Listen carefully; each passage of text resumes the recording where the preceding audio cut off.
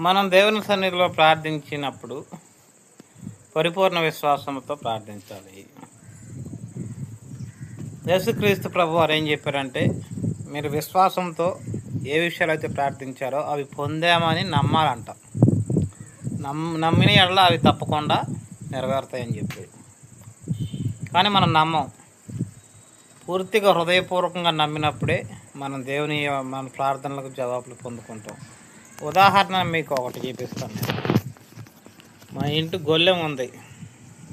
ఈ గొల్లెం తలిపేసి ఉంది. కొంచెం తీసినా రాదు. 60% తీసినా తలుపు రాదు.